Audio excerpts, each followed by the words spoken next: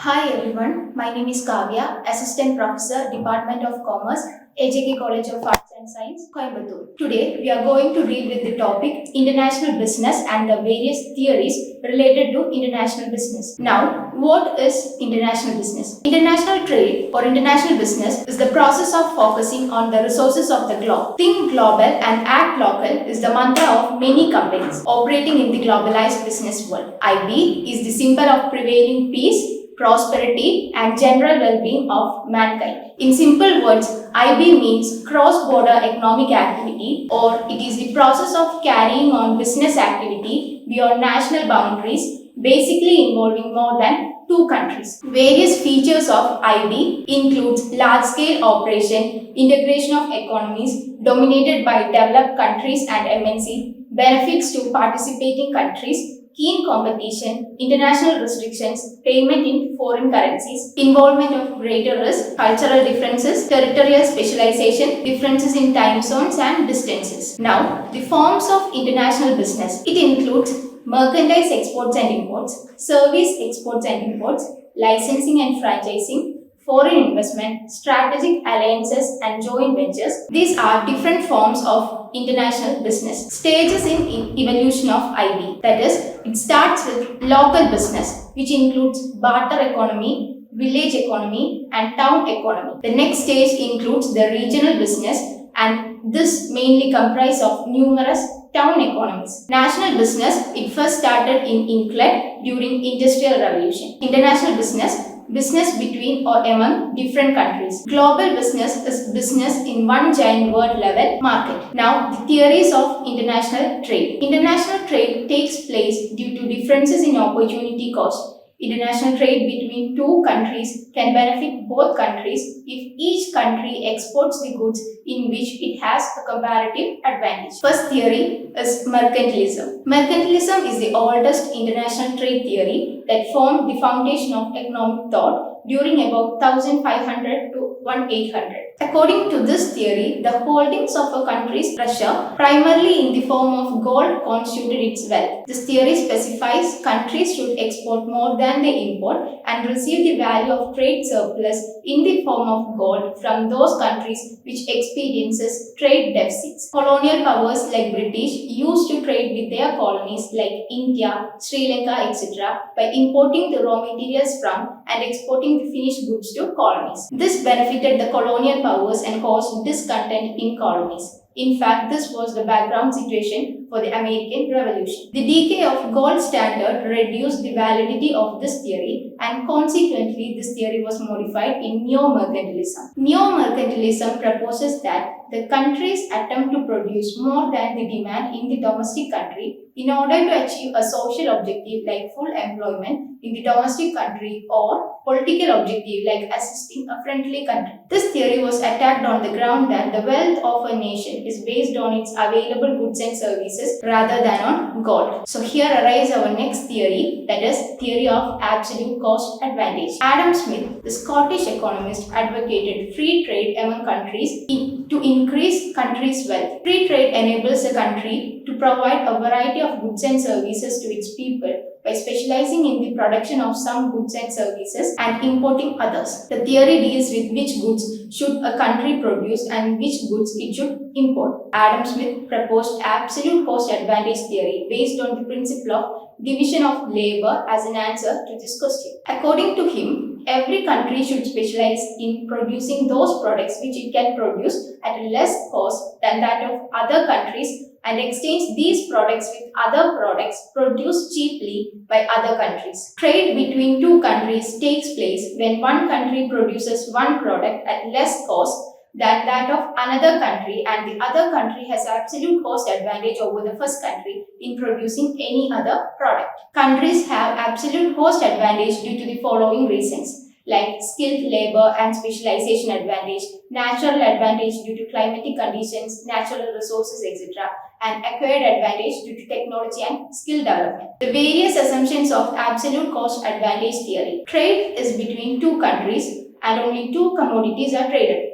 Free trade exists between two countries. Only element of cost of production is labor. Advantages of absolute cost advantage theory. By trading, two countries can have more quantities of both the product. Living standards of the people in both the countries can be increased by trading between the countries. Inefficiency in producing certain products in some countries can be avoided. Global efficiency and effectiveness can be increased by trading, and global labor productivity and other resources productivity can be maximized. Criticisms. In reality, most of the developed countries do not have absolute advantage of producing any product at the lowest cost, yet they participate in the international trade. Countries vary in size. This theory does not deal with the country by country differences in specialization. Though there are several resources like labor, technology and natural resources, this theory deals with only labor and ignores all other resources. Though cost of transportation plays an important role in international trade, this theory ignored this aspect too. Large-scale economies reduce the cost of production and form a part of absolute advantage, but this theory ignored this aspect also. Some countries may have absolute advantage for many products, for example USA, UK, Japan, France, etc. But this theory does not deal with such situations. The next theory is comparative cost advantage theory. Absolute cost advantage theory fails to explain the situation when one country has absolute advantage in producing many products. David Ricardo, a British economist, expanded the absolute cost advantage theory to clarify the situation and develop the theory of comparative cost advantage. The various assumptions of this theory is there exists full employment. The only element of cost of production is labor. Production is subject to the law of constant returns. There are no trade barriers.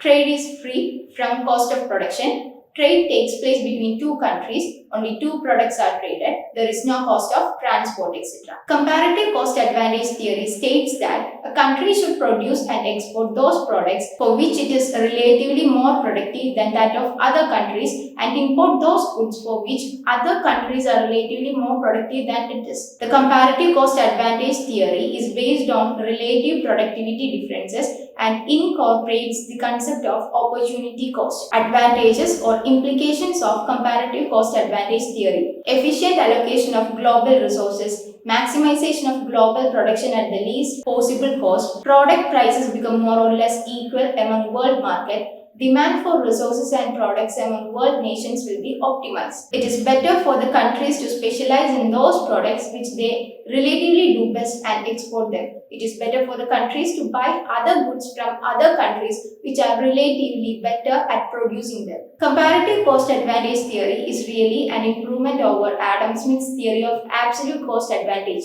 This theory is not only an extension to the principles of division of labor and specialization, but applies the opportunity cost concept. It also argued that lower labor cost need not be a source of comparative advantage. However, Ricardo fails to consider the money value of cost of production. The next theory is comparative advantage with money. Modern economy is money economy and almost all transactions takes place in the form of money. Therefore, absolute differences in money prices determine international trade. According to F.W. Taussig, comparative differences in labor cost of commodities can be translated into absolute differences in prices without affecting the real exchange relations between products. The criticisms include, it is assumed that the two countries participate in international trade, but in reality more than two countries participate in it. It is criticized that the assumption of non-existence of transportation cost does not hold good, as transportation cost is a part of the process of global trade. In reality, many products are involved in international trade. As such, the assumption of existence of two products does not hold good. Assumption of full employment of resource is not a valid assumption, as unemployment of resources is a normal feature in many countries. The goal of the nation in international trade is not necessarily economic efficiency. The other goals include helping the poor nations. It does not provide the ratio at which the gains are shared between the trading nations.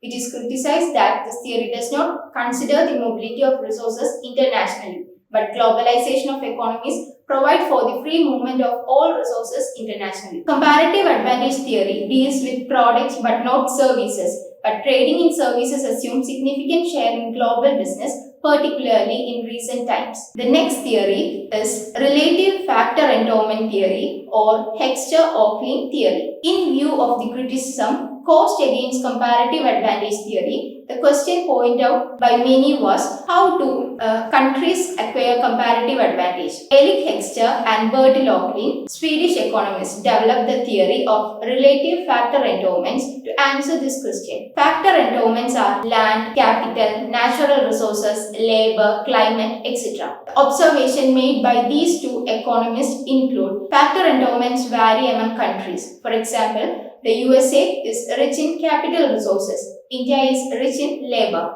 Saudi Arabia is rich in oil resources. And South Africa for gold mines. According to these economists, if labor is available in abundance in relation to land and capital, in a country, the price of labor would be low and the price of land and capital would be high in that country. The vice versa is true in those countries where land and capital are available in abundance in relation to labor. This relative factor cost would lead countries to produce the products at low cost. Countries have comparative advantage based on the factors endowed in turn the price of the factors. Countries acquire comparative advantage in those products for which the factors endowed by the country concerned are used as inputs. For example, India and China have comparative advantage in labor-intensive industry like textile and tobacco. Saudi Arabia has comparative advantage due to the factors endowed. Countries participate in international trade by exporting those products which they can produce at low cost,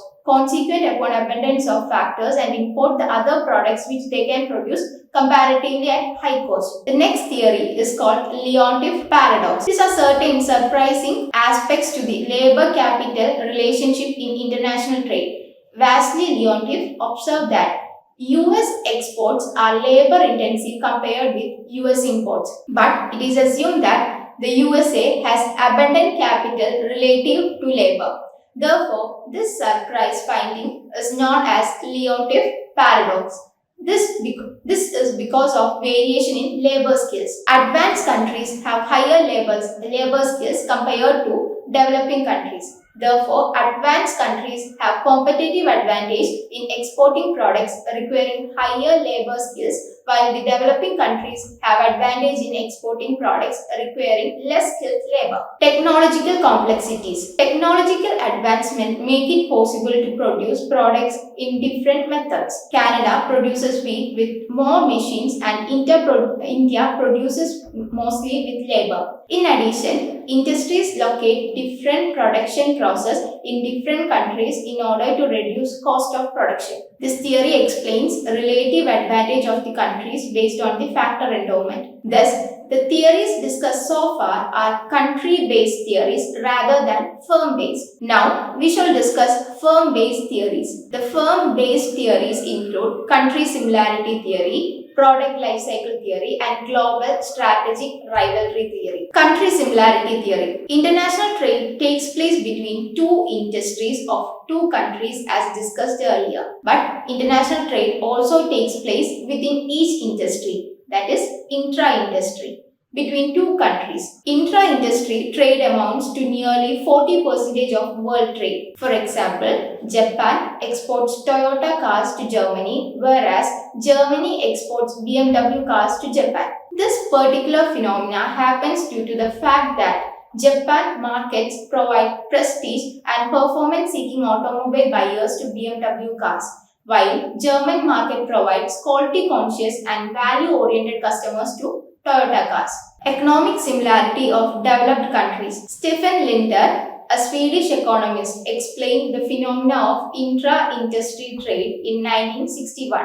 According to Linder, the similarities in consumer preferences in the countries that are at the same stage of economic development provide the scope for intra-industry trade among countries. For example, India and China are in the same stage of economic development. India provides market for low-cost motorcycles produced in China due to the price consciousness of the lower income group customers, whereas China's rich income group customers provide market for India's motorcycles due to their quality consciousness. Thus, this theory suggests that intra-industry trade takes place between the countries with similar level of development. According to this theory, the companies that develop new products of the domestic market export the products to those countries that are similar level of development after meeting the needs of domestic market. Most part of the global trade takes place among developed countries as opposed to less developed countries, as the former countries have acquired advantage and the latter countries have natural advantage, particularly in agricultural products. The value of products produced through acquired advantage or technology is significantly higher than those produced through natural advantage. Advanced countries do also specialize in certain products to gain from acquired advantage, though they have similarities. For example, Switzerland specializes in producing pharmaceutical products, Germany specializes in machinery and equipment, and Denmark in food products. However, developing countries mostly do not trade among themselves, as the surplus of most of these countries would be raw materials and agricultural products, and their requirement would be technology and high technology oriented products. As such, they export raw material to and import technology and developed countries. For example, Vietnam export raw material, labor intensive products and agricultural products to and import technology and finished products. Similarity of location. Countries prefer to export to the neighboring countries in order to have the advantage of less transportation cost. For example, Finland is a major exporter to Russia due to less transportation cost. Similarly, some of the SAARC countries prefer to import from India. Cultural similarity. Countries prefer to export to those countries having similar culture. For example, exports and imports among European countries, between the USA and Canada, among Asian countries, and among Islamic countries. Similarly, trade among UK and its former colonies like India, Pakistan, South Africa, and Australia take place due to similarities of being ruled by UK. Similarity of political and economic interests. Similar political interests, close political relation, and economic interests enable the countries to enter into agreement for exports and imports. Countries prefer to trade with their politically friendly countries. For example, India used to export to the former USSR and Pakistan preferred to export to USA. The enmity of USA with Cuba resulted in the USA importing of sugar from Mexico by abandoning sugar imports from Cuba. The next theory is product life cycle theory. The second firm-based theory of international trade is product life cycle theory, proponent by Raymond Vernon of the Harvard Business School, developed the product life cycle theory. International product life cycle theory traces the role of innovation, market expansion, comparative advantage, and strategic response of global rivals in international manufacturing, trade, and investment decisions. The international product life cycle theory consists of 4 stages: new product introduction, growth, maturity, decline. New product introduction. Firms innovate new products based on needs and problems in the domestic country. For example, photocopier and personal computer were innovated in the USA based on the perceived need. Location of innovation. Though the innovated product can be produced anywhere in the world and marketed in the domestic market, the firm mostly locate the manufacturing facilities in the domestic country to have immediate market feedback, to be able to modify and develop the product accordingly, and to save time and cost of transportation. About 95% of innovations takes place in industrially advanced countries. This is mostly due to severe competition, consumer demands, available of research and development facilities, including scientists and engineers, financial ability of the firm, etc. Significance of innovation. Innovation is the prime source of competitive advantage. Leading firms innovate continuously and develop the products continuously in order to be on the forefront, as innovations are imitated and copied. Innovations can be in products, manufacturing process, and marketing the products. Developing countries can have the utility of innovations by importing either technology or products from the research and development intensive countries. During this stage, the firms sell most part of their products in the domestic country and a limited part in other countries. Microsoft sold most part of its innovative software in the USA and the remaining part in various countries including India. Labor as a major input. Production process at this stage is labor intensive. This is because the product in this stage is improved based on consumer feedback. LG TV was modified more than 10 times during this stage. Product is not yet standardized in this stage. Standard machinery and equipment to produce the product cannot be developed due to frequent changes in the product design. As such, production during this stage is labor intensive. Even computer manufacturing was labor intensive during this stage. Feedback and development. The firm's marketing executive have to continuously get the feedback from the customers and the production employees develop the product continuously. The next stage is growth. Increase in the sales of new products attracts the competitors. At the same time, the increased awareness of the new product in various countries, particularly in advanced countries, increases the demand for the product. Added to this, further innovation in product, cost reduction, market process, etc. takes place, resulting in increased capital intensity of the industry. These three factors influence either the innovator or competitor or both to produce in foreign countries in order to attain cost of production, lower transportation costs, better quality of products and like. Production in foreign countries mostly increases the sales in the foreign markets. Competitors start to produce the products in various foreign markets at this stage. However, the original producing country would increase its exports to various countries, though the competition has emerged in certain important foreign markets where local production has taken place. Third stage is maturity. Worldwide production increases during this stage along with the demand for the product, resulting in decline in exports.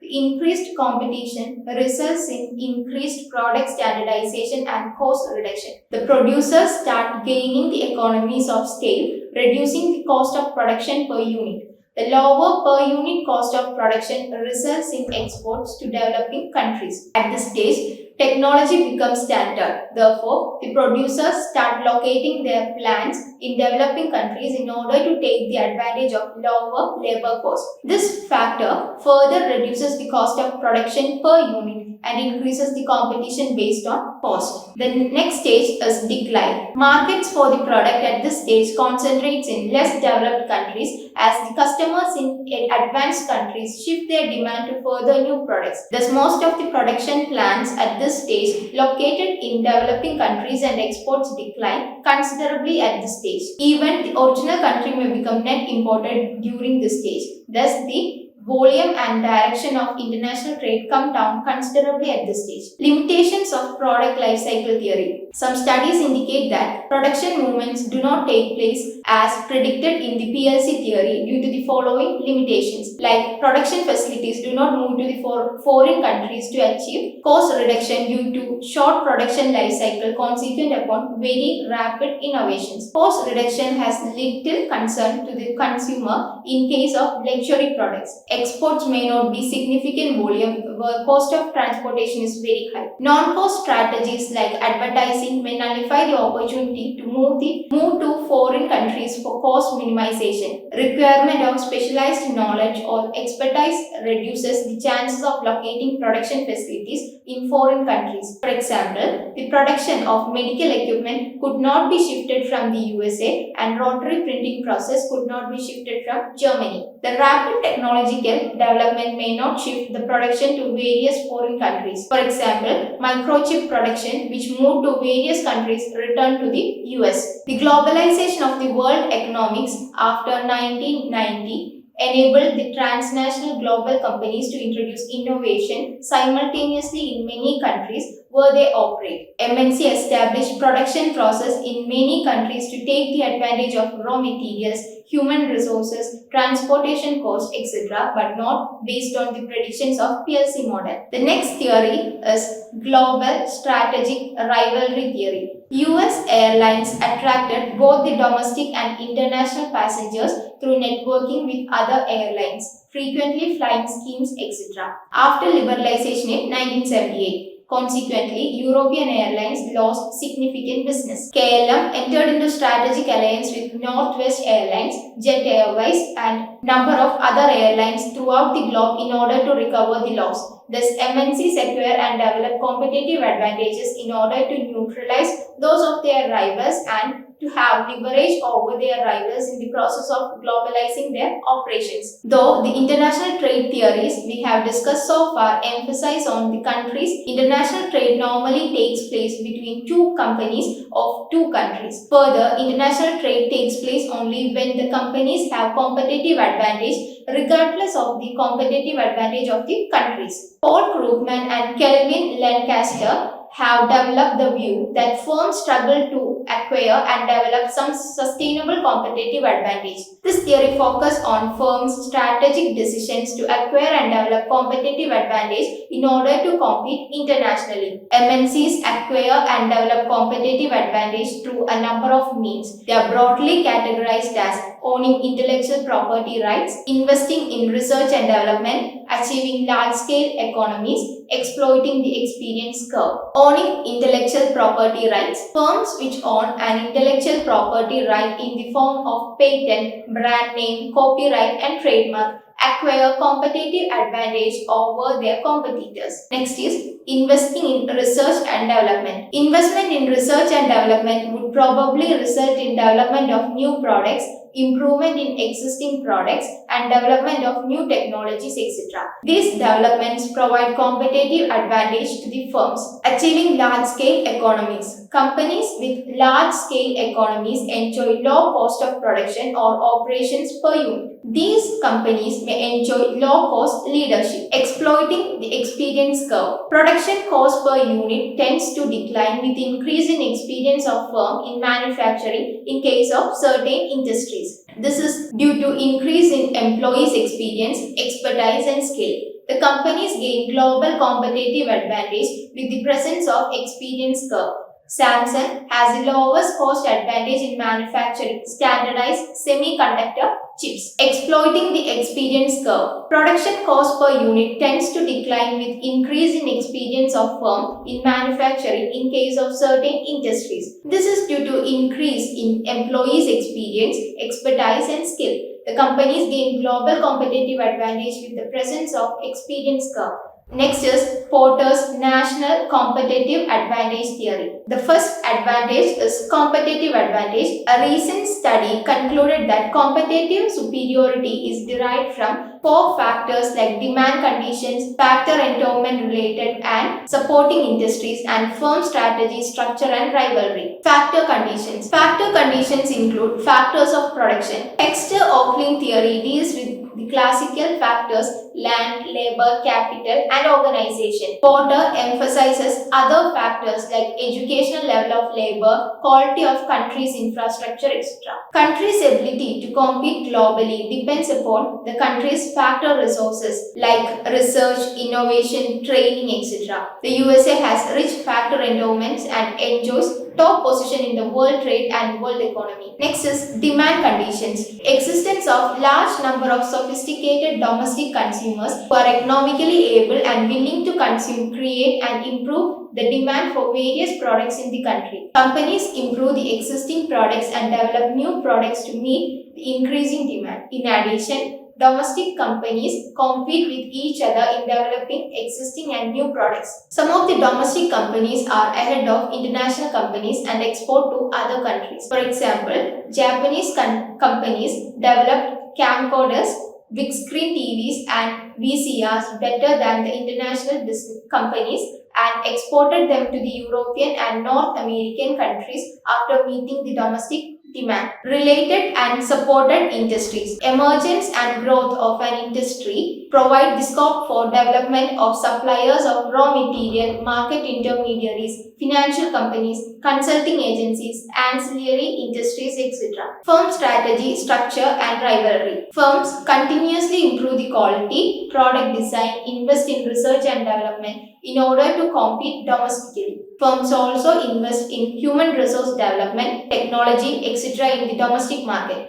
These developments result in high quality and low prices in domestic country, which are transferable to international markets. Intense competition for Japanese automobile manufacturers and electronic goods manufacturers led to their success in international markets. The same theory holds good in case of Indian garment manufacturers and US personal computer manufacturers. That's the end of this session. Thank you.